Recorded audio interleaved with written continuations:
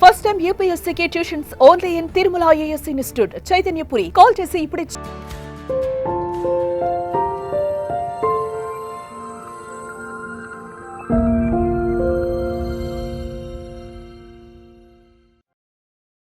ఇంట్లో 5 పిల్లలుంటే సందడి సందడిగా ఉంటుంది.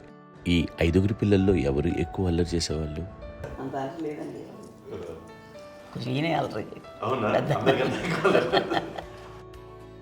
అమ్మ ఇక్కడ ఒకటి అల్లరికి, హుషారుకి, చలాకితనానికి, చిలిపితనానికి ఆ తేడా తెలుసుకుని చెప్పమ్మా. అల్లరి అంటే ఇప్పుడు నా ఇమేజ్ ఏమైపోద్ది, అల్లరి అంటే అల్లరుడు అని, నేనేమో చాలా రావుడు మంచి బాలుడు అనేలాగా నా ఇమేజ్ ఇది. నేను అలాగే చెప్తుండేవాడిని. నా ఉద్దేశం అదే. నేనేమో అల్లరి నన్నే అంటే చలాకితనం అమ్మ అల్లరి అనుకునేది. లేదండి, ఎక్కువ హుషారు కానీ చాలా బాగుండేవాడు అబ్బాయి. ఇంట్లో పనులన్నీ మీకు సాయంగా ఉంటుంది. అవునండి, వాడే చేసేవాడు. అది ఇంట్లో ఎవరు ముట్టుకునేవాడు కాదు. మా నాగబాబు అస్సలు ముట్టుకునేవాడు కాదు. అన్నిటికీ నాకు ఆయన సహాయమే పాపం. నాన్న ఆయన ఉద్యోగం వెళ్ళిపోయారు. నేను పాక్కుంటూ అలాగా వెళుతూ వెళ్ళిపోయాను. నాకు తెలియదు. తర్వాత అమ్మ చెప్తుంటే లేదుగా మాత్రం కొన్ని కంబర్ కోలు ఉంది.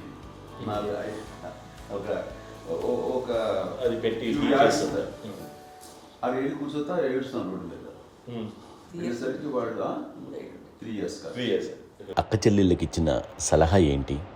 అంటే ఇండిపెండెంట్గా ఉన్నాను కదా అమ్మ, ఎవరిని డిపెండ్ అవ్వద్దు. మీ పిల్లలు నువ్వే జాగ్రత్తగా నేర్చుకో, ఎవరినైనా చేయకు, డిపెండెంట్గా పెట్టద్దు అని ఆవిడ మాకు బాగా ఎక్కువ చెప్తుండేది. నాకు కొంచెం టఫ్ టైమ్స్లో కూడా నీ పాటు నువ్వే ఉండాలి, ఎవరి దగ్గర ఉండదు, ఎవరింట్లో ఉండదు, మా దగ్గర కూడా ఉండదు, నీ ఇద్దరు కుటుంబం నువ్వే ఉండాలి. అది కష్టం కదండి అట్లా చెప్పడం. చెప్పారు, చాలా తక్కువ చెప్పారు. బట్ నాకు అదే ఇచ్చే ధైర్యం. ఇండిపెండెంట్గా అట్లా ఒకరి దగ్గర ఉంటే నీ గౌరవం తగ్గిపోతుంది, ఎక్కడ ఉండదు. అది చాలా నాకు చాలా ఇన్స్పైరింగ్ ఉండేది మాట్లాడుతుంది. అది ఇప్పుడు కూడా అది చాలా హ్యాపీగా అనిపిస్తుంది అని చెప్పింది. అంతే కదా, ఇప్పుడు మనకి ఏదైనా రోగాలు వస్తే చేస్తాను దాన్ని బాధలు మనమే. బట్ తగ్గించే వాళ్ళు, కన్సర్న్ చూపించే డాక్టర్స్ ఒట్టుకోవాలి కింద కింద ఉండొచ్చు, కానీ పోరాడాల్సింది మనమే.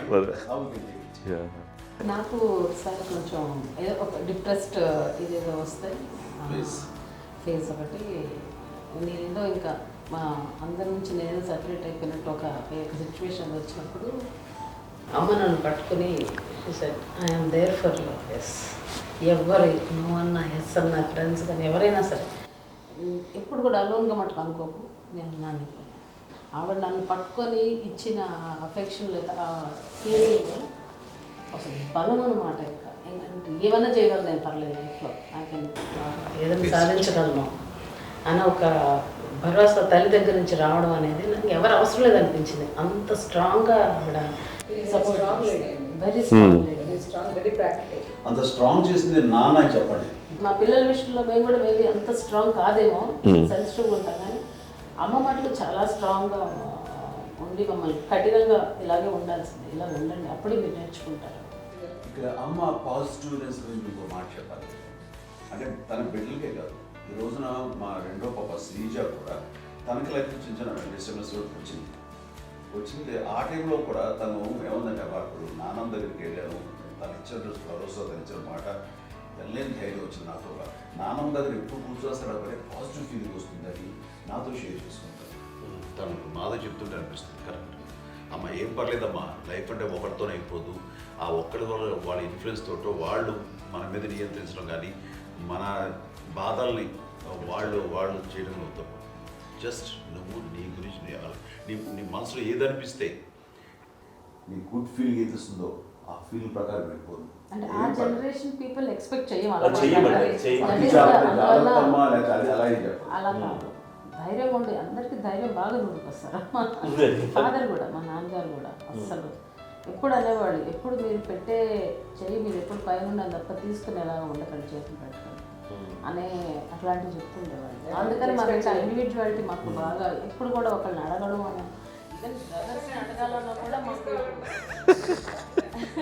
అది పడిపోయింది మైండ్లో, కొంచెం కష్టంగా ఉంటుంది.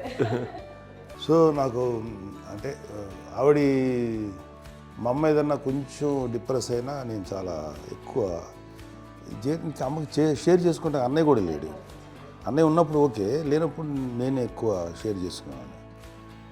బట్ ద బెస్ట్ థింగ్ మా అమ్మ దగ్గర నుంచి హగ్ అండి. ఈరోజు కూడా మా అమ్మని హగ్ చేసుకోకపోతే అంటే అది నాకు మా అందరిలోనూ, అంటే ఆవిడ పెద్ద చదువుకున్న వ్యక్తి కాదు, పెద్దగా బయటికి వెళ్ళి నా ఎక్స్పోజర్ కాదు, కానీ ఇవాళ అన్నయ్య కానీ విజయ, మాధవి, నేను, కళ్యాణ్ బాబు ఈ రోజుకి టుగెదర్గానే ఉంటాం. మేబీ మాకు కొన్ని విషయాల్లో నాకు మా మాధవ్కి డిఫరెన్స్ ఆఫ్ ఒపీనియన్స్ ఉండొచ్చు, మా చెల్లికి మా అన్నయ్యకి అట్లా ఉండొచ్చు, ఉంటుందండి ఫ్యామిలీ అన్న తర్వాత. కానీ ద ఇన్విజిబుల్ బాండేజ్ మా అమ్మ ఇచ్చింది, ఆ లవ్ అండ్ ఎఫెక్షన్, హగ్, అవన్నీ ఆవిడ నాన్ వెర్బల్ అడ్వైజ్ ఏంటంటే అందరూ అలా కలిసి ఉండాలనేది ఆవిడ నుంచి మేము నేర్చుకున్నామండి. అది ఇట్స్ ఇస్ నాట్ వర్డ్లీ, అది నోటి మాట కాదు, అది వెర్బల్గా కాదు, నాన్ వెర్బల్గా చెప్పినటువంటి ఇది. సో అందుకని అది మాకు గొప్ప, మేమందరం ఇప్పుడు అలా ఉండడానికి కారణం, అంత కలిసి ఉండడానికి కారణం, మెయిన్ కారణం మా అమ్మ అండి.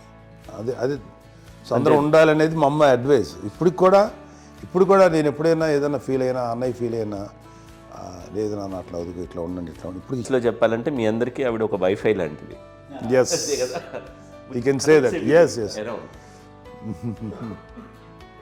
ఇంకొక అడ్వైజ్ కట్టండి, అమ్మ విషయంలో నేను గొప్పగా ఫీల్ అయ్యేది, కానీ చాలామంది పెద్దలు రిటైర్ అయిపోయి విశ్రాంతి తీసుకుంటున్నటువంటి పెద్దలందరూ కూడా ఆచరించే విధంగా ఒక విషయాన్ని నేను గమనించాను. ఇప్పుడంటే నా దగ్గర ఉంటుంది కాబట్టి ఉన్నాను. అమ్మ విడిగా ఇంకొక ఇంట్లో ఉండేది, ఇన్ని సంవత్సరాలు నాన్నగారు దూరం అయిన దగ్గర నుంచి ఉండేది. 5 సంవత్సరాలు ఒంటరిగా ఉండి నన్ను బిడ్డలందరూ ఎవరు మానవ వెళ్ళిపోయారు, నేను ఒంటరి అయిపోయాను అన్న ఫీలింగ్ అమ్మకు ఎప్పుడు ఉండేది కాదు. తర్వాత బిడ్డలు వాళ్ళ టైం బట్టి వచ్చి చూసుకుంటే సరిపోతుంది. అది వారమా, నెలక, 2 నెలక, అసలు ఒకసారి రాలేని పరిస్థితిలో ఉంటుంది. 5-6 నెలల పాటు ఇదే ఊళ్ళో ఉండి పక్క వీధుల్లో ఉండి, ఎవరి పనులు వాళ్ళు బిజీగా ఉండి, ఎవరి షూటింగ్ వాళ్ళు బిజీగా ఉండి, ఎవరి ప్రొఫెషన్లో వాళ్ళు బిజీగా ఉండి, ఎవరి ప్రొఫెషన్లో వాళ్ళు బిజీగా ఉండి, తన సంసారం తను బిజీగా ఉంటాను. ఒకసారి అమ్మ ఏమీ ఫీల్ అయ్యేది, ఏంటమ్మా రావట్లేదు, అసలు పట్టించుకోవట్లేదు ఏంటి అంటే, అంతేలేమ్మా అని ఇలాంటి నిరసన మాటలు కానీ, ఈసరింపు మాటలు కానీ, లేకపోతే న్యూనతాభావం కానీ ఇలాంటివి ఎప్పుడు అమ్మకు లేవండి. వచ్చారు అబ్బాయి ఏం చేసి పెట్టడా చెప్పండి అంటూ చాలా పాజిటివ్ ఉండి, ఇప్పటికీ కూడా తను సపరేట్గా ఇచ్చింది మా ఇంట్లో. ఎంతో అందరూ వేరే ఇచ్చింది. ఎందుకంటే అమ్మకి మోస్ట్ స్ట్రెస్ బస్టర్ వచ్చేసినా, లేకపోతే ఏదో రిలీఫ్ ఏంటంటే తన కిచెన్లో కూర్చొని వండి అందరికి పెట్టాం. ఇప్పటికీ కళ్యాణ్ బాబు అక్కడక్కడ తిరిగేసి, ఎక్కడో చేసి, నిరసన చేసి, అన్ని రకాలే చేసి వస్తే అమ్మకి చాలా జాలి. ఆడేదో ఇంక మేము గుడ్లా కష్టపడుతున్నాం, కానీ ఆడి ఎంతలో వెళ్ళేదో మీ టీవీలో వాటిలో అది ఎక్కువగా చూపించేసరికి వాడే కష్టపడతారు, మేము కష్టపడలేదు ఫీల్ అమ్మకి. అందులో వాడు రాగానే ఎలా వచ్చావా అని అమ్మ ఎక్కడ కళ్యాణ్ బాబు అంటే ముందు అమ్మను కానీ ఎక్కడ కళ్యాణ్ బాబు, తను ఎక్కడ ఉంటాడు, ఏముంటాడు తెలుసు. అది తెలిసిన తర్వాత ఎక్కడ తను వాడికి ఇష్టమైన బిర్యానీ అవి చేసి చక్కగా పంపించి అన్నీ చేస్తుంటాడు. అట్లాగా బిడ్డలకి పెట్టడమే తప్ప బిడ్డల నుంచి ఈ వయసులో ఎక్స్పెక్ట్ చేయడం లేకపోగా కొంచెం పట్టించుకోవట్లేదు అనే ఒక న్యూనత భావంలోకి వెళ్ళిపోయి సైకలాజికల్ డిప్రెస్ అయ్యే మదర్ మొత్తం కాదు.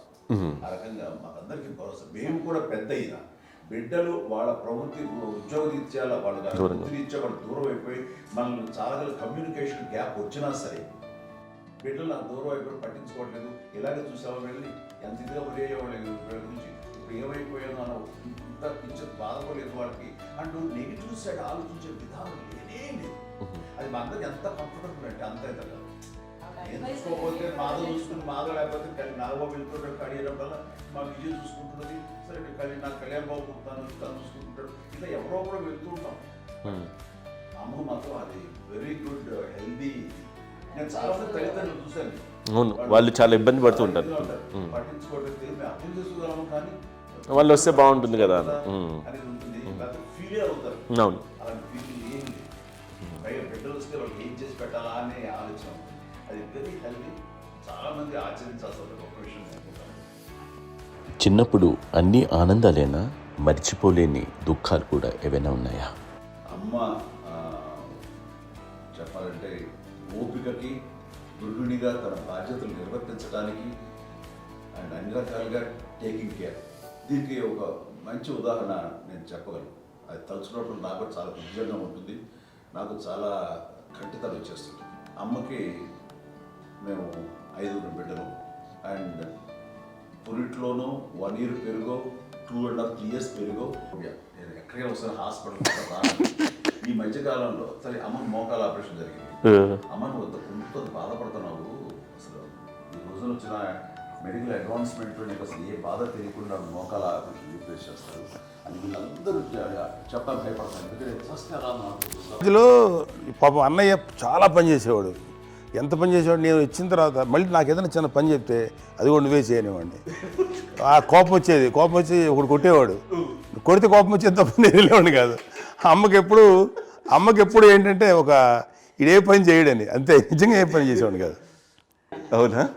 ఎంత కష్టపడ్డా గుడ్లా లేదు లేదు లేదు వాడంటే మాత్రం మహాప్రేమ.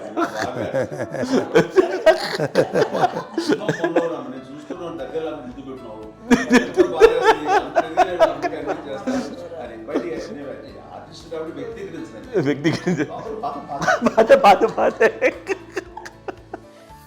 చిన్నది కాబట్టి చివరిది కాబట్టి తనంటే బుద్ధండి, నేను పెద్దోడు కాబట్టి నేను అతని ఎక్కువ కష్టపడింది కానీ మా నాన్నగారి చేతిలో ఎక్కువ, అంటే నాన్న బాగా కోపం ఎక్కువ అనుమానించింది కానీ అన్నయ్య పాపం బాగా దొరికేసేవాడు పాపం. ఒకసారి అంటే మరి మాకే అనిపి ఏంటి ఇంత దారుణంగా ఉంది నాన్న మీద కోపం వచ్చేది నాకు. నాన్న మీద యూజువల్గా ఆఖరి పిల్లలు హైపర్ యాక్టివ్ ఉంటారు, అన్నయ్య పుట్టడమే భయంకరమైన హైపర్ యాక్టివ్. ఒకప్పుడు అమ్మాయిల్ని ఎక్కువగా బయటికి పంపించేవాళ్ళు కాదు, అబ్బాయిల మీద కూడా అనేక ఆంక్షలు ఉంటూ ఉండేవి. మీ పిల్లల్ని అలా ఆంక్షల మధ్య పెంచారా, లేకపోతే పూర్తి స్వేచ్ఛనిచ్చారా? అంటే మాకు మా నాన్నగారు కానీ మా అమ్మగారు కానండి మాకన్నా చాలా బ్రాడ్ మైండ్ ఉన్న వ్యక్తులండి. ఎందుకంటే పిల్లలు ఎక్కడన్నా బయటికి వెళ్తే ఇప్పుడు మేమైతే భయపడిపోతాం.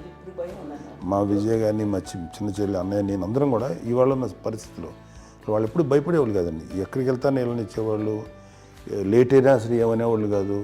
లేకపోతే ఏదైనా మోటార్ బైక్లు వేసుకున్నాం, లేకపోతే కారులో ఎట్లా పడితే ఎట్లయినా సరే ఏమనేవాళ్ళు కాదు. వాళ్ళు తెలియకుండానే మాకు ఒక ఫ్రీడమ్ ఇచ్చారండి. సో దట్ అదే ఆ ఫ్రీడంలో భాగమే అన్నయ్య కానీ ఇండస్ట్రీకి వెళ్ళాలంటే కూడా ఒక వ్యక్తి ఒక కొడుకు ఒక గొప్ప కెరీర్ని పర్సూ చేసుకుంటూ వెళ్తున్నప్పుడు నాన్నగాని అమ్మగానే ఓపెన్ మైండ్ తోటి అసలు నువ్వు వెళ్ళి నాన్న ఎంతకాలం వెళ్తావచ్చు, నువ్వు ప్రయత్నించని చెప్పి అలా వదిలేశారండి. అన్నయ్య కూడా ఏంటంటే మోస్ట్ రెస్పాన్సిబుల్గా వెళ్ళి చాలా మేజర్ అమౌంట్ అన్నయ్యకి కూడా పెద్ద అమ్మకు వందలు ఇచ్చేది కాదు, కరెక్ట్గా ఆ ఇన్స్టిట్యూట్లో చదువుకునేటప్పుడు ఎంత ఇవ్వాలో కరెక్ట్గా ఇచ్చేది. తనకి ఎక్స్ట్రా ఖర్చు పెట్టుకుంటే అంటే అట్లా ఉండేది పరిస్థితి. అంతే కదా, అంత జాగ్రత్తగా అన్నయ్య కూడా అంత రెస్పాన్సిబిలిటీగా రెసిప్రోకేట్ అయ్యి చేసి, అందువల్ల మా అమ్మ నమ్మకం చూడాలి, మా అమ్మగారి మా నాన్నగారి నమ్మకాన్ని ఎప్పుడు అది వాడు ఇంత నమ్మకానికి 10 times ఇచ్చాడు.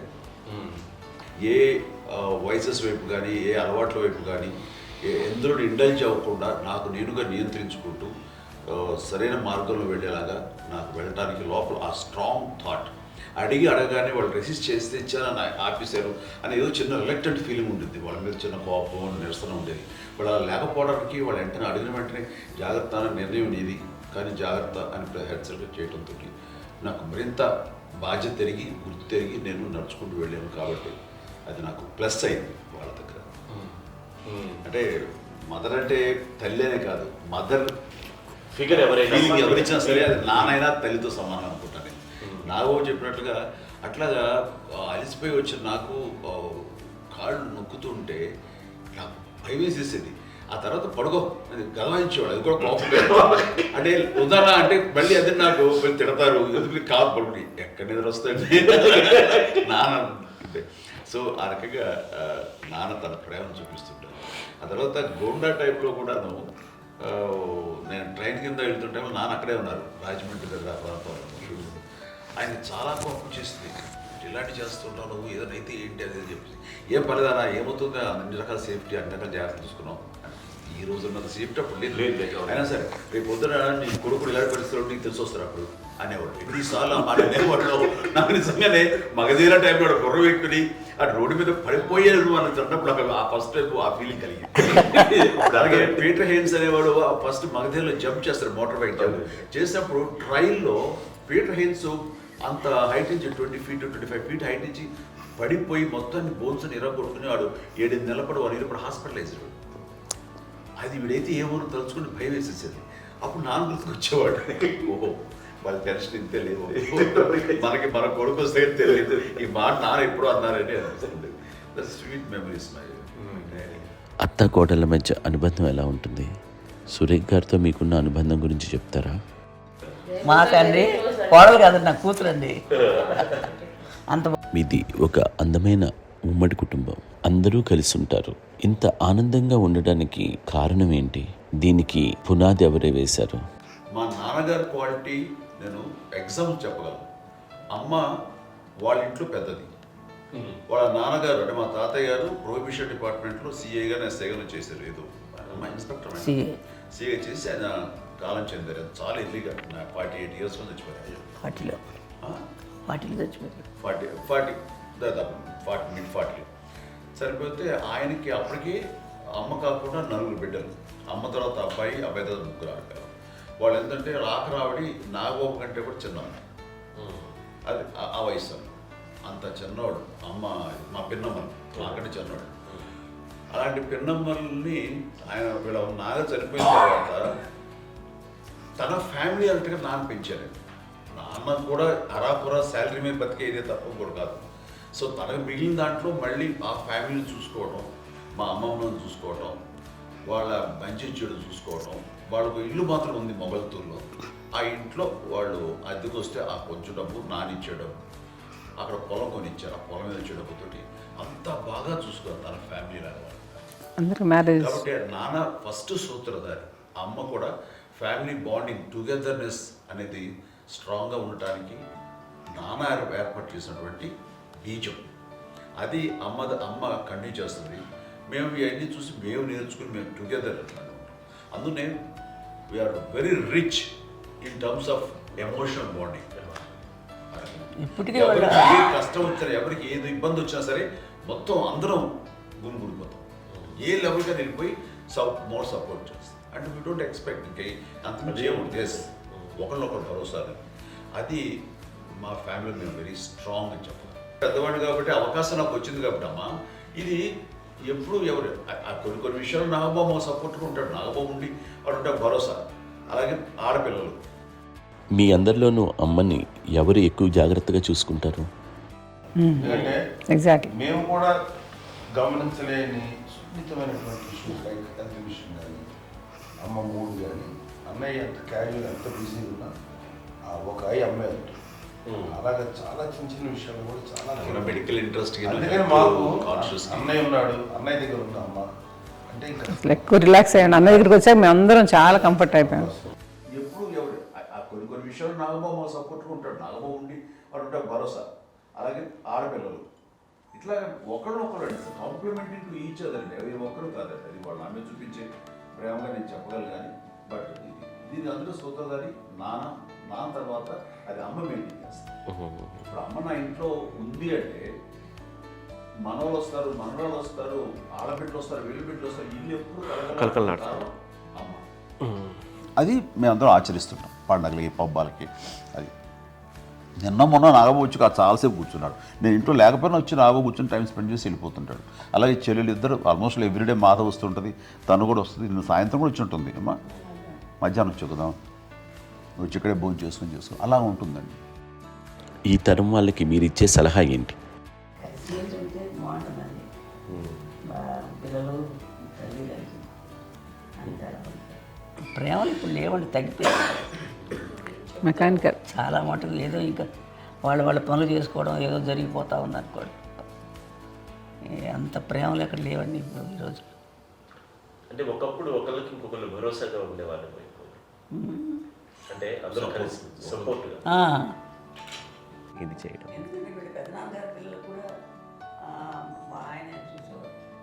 మా నాన్నగారు అన్నయ్య గారు నాన్నగారు. వాళ్ళ బిడ్డలు కూడా వాళ్ళ ఇక్కడే బిడ్డలు ఉన్నారు. నేనే పెళ్లి. ఇది ఎన్ని ఆస్తులు వచ్చాయి ఫిజికల్గా అనే దాని మీద కంటే కూడా ఇవి ఆస్తిగా తీసుకుంటూ నేను విలువ ఎరిగి గుర్తెరిగి దాని ప్రభావం తెలుసుకుని అది కనుక మనం ఇచ్చిపుచ్చుకుంటే ఫ్యామిలీలో అంటే దాని మించది మా చెల్లెలు కూడా వస్తే నేను అనుకోవట్లేదు, సూర్య కూడా ఉంటుందని నేను అనుకోవట్లేదు. అలాంటి గొప్పగా ఇది అండ్ ఆ రకంగా షీఈ్ వెరీ చాలా గొప్ప జన్మ.